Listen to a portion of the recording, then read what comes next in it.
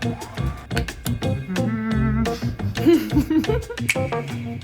guys, I'm Mackenzie and welcome to my channel. I'm a cosplayer slash aspiring costume designer and you are about to watch me make Harley Quinn's Marilyn Monroe inspired look from the Birds of Prey movie.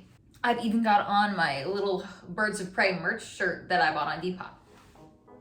It's a vibe. Okay, let's get into it. Here's a close-up of the fabric we're going to be using. It is beautiful, stunning, amazing. And I have like 8 yards of it here. I don't think this project's need to use all of this, but we can probably reuse it for something else. So I'm just doing this craft because I have this fabric and I need to use it to get it out of my craft closet. And obviously to complete the Harleyverse. I have these pattern pieces I'm going to be using. I will link, I just got on Etsy.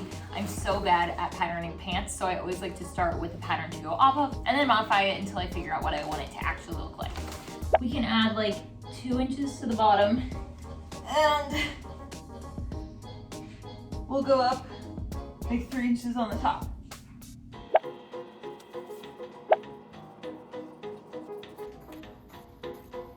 Now it's time to pattern the top. Instead of buying a pattern on Etsy, it's a pretty simple top. I think I can drape it myself. I'm gonna be using this muslin and my adjustable mannequin to figure out the shape of the piece that I need to cut out of the final fabric. And let's go. That was dramatic. I don't understand how that always rips perfectly. I've been using a bed sheet.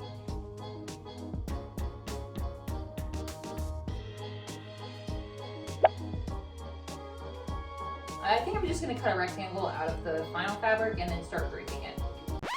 3 hours later.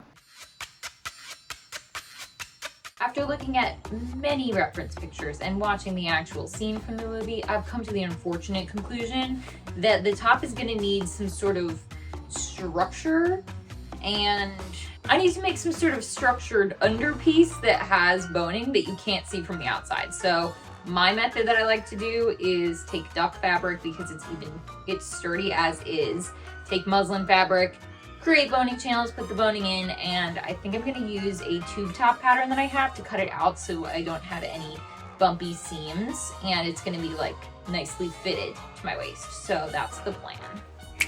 So I'm just cutting 2 of each pattern piece out of the muslin fabric to start, and this is actually going to be involved in the final version of the design because it's just for me, so it doesn't have to have a fancy lining fabric.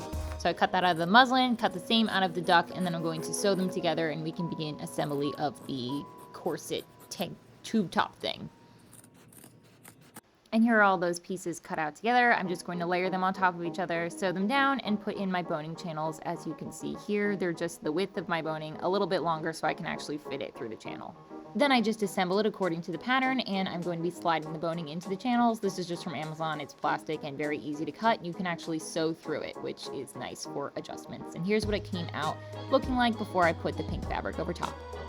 Okay, so the draping of the pink fabric on the top was very tricky. I ended up just cutting out a rectangle and laying it flat and pinning it down. Then I made sure I had these little folds on the side, and I'm ironing them while it's on my mannequin so it stays in place. So this is what it looked like after that. I have pins on the top and I'm hand sewing the top down so it stays exactly where I want it to. And if you can believe it, this is where the pants are at right now. This could be a ball gown. It's at my shoulders to my feet. My method is really just to cut the biggest seam allowance that you can, and then you won't have to cut another full piece again. So let's sew these together.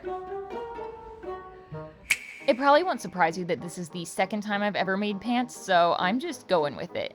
I'm putting the 2 pieces together and pinning along the edge of the 2 pieces, right sides together, and then I'm going to be sewing it together and using a pair of my pants as reference for how much I need to take in on either side. So once I had the pants all fitted to myself, I went ahead and did the finishing details. So that was hemming the bottom of the pants, and I put a 5-inch slit on either side to have some ankle action showing. And then I'm going to be taking the waist in by putting 2 pleats in the front, which is mostly why I decided to make the overall pattern a lot bigger to start with, because I knew I was going to have to put these pleats in. So I'm just ironing them down to keep them in place, and then the next step is going to be going ahead and attaching the top to the pants, which is really the moment of truth to see if this is even going to work. So I went ahead and found the middle of each of them, pinned them together, and I'm just sewing along this line. I had to undo this a couple times just to get the right height for everything, but it's pretty self-explanatory, just sew it all around. the edges, and then you can put in the zipper, and then you're ready to go. Okay, so here was the state of affairs after I put everything together. The pleats did end up pulling a little bit more than I would have liked it to, but that's okay, it still looks fine.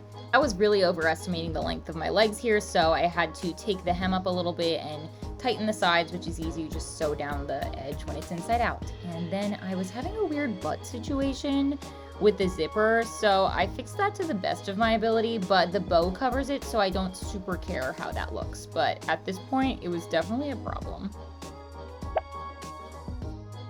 Then after I have the jumpsuit squared away, I'm going to go start and make the accessories. So I'm making the belt that goes along the waistline, and it's what I'm going to use to attach the bow to the back of this outfit. So I bought a belt to go inside this. I believe it's 1.5 inches, and I made a satin little tube for it to go inside, and it takes a really long time to inside out it, and there's definitely a better method than just shoving my finger through, but this is how I decided to do that. Once it was right side out, I went ahead and inserted the belt that I had, and then went over one more time with the iron to just flatten everything out. Then of course the belt needs some way to actually attach to me, so I'm putting 2 button clasps on the back with some heavy duty, tools and materials that I had. There's probably a better tutorial on how to do this somewhere else out there, but this is just a quick clip of me showing you that process. And personally, I hate this part.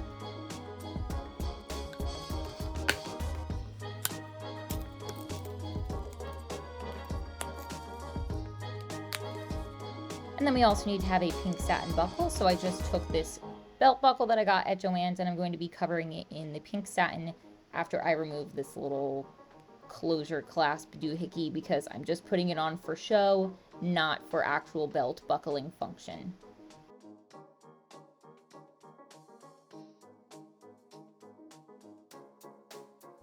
Hey guys, it's Sunday morning and I'm feeling like a little bit of a sewing gremlin. I started thinking about the construction of the bows, and I think that I did them wrong. Like, I originally cut out all the pieces to be like this, but then that's not going to give any fluffy movement.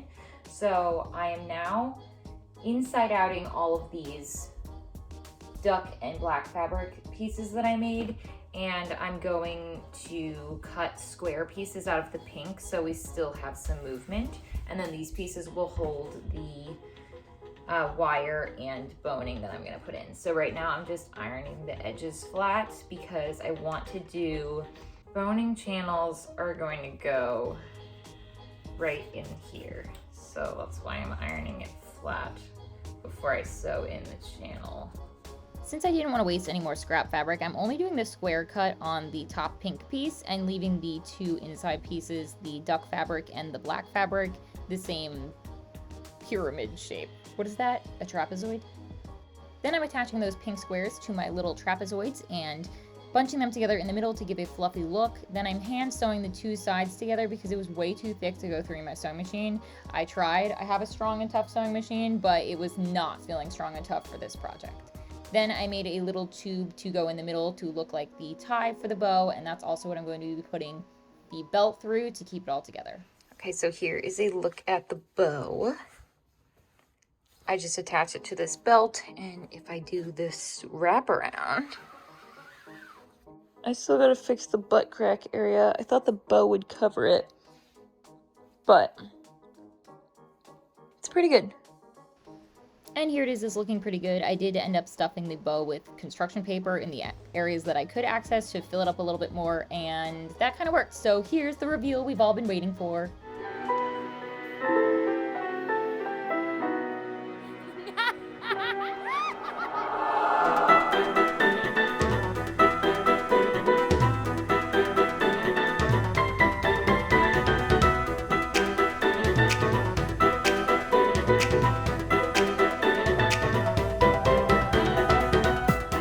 Okay, well, that about wraps it up. So thank you guys so much for watching, and come back for more Harley Quinn content and cosplay content in general, because that's what I spend all my free time doing. So don't forget to like and subscribe if you like this video, and thanks for taking your free time to watch me do stuff in my craft room. I will be having a new video coming out soon, starring this once I actually finish it. It's Harley's look from the Suicide Squad 2021 version. And it's about 1% complete. So stay tuned for that.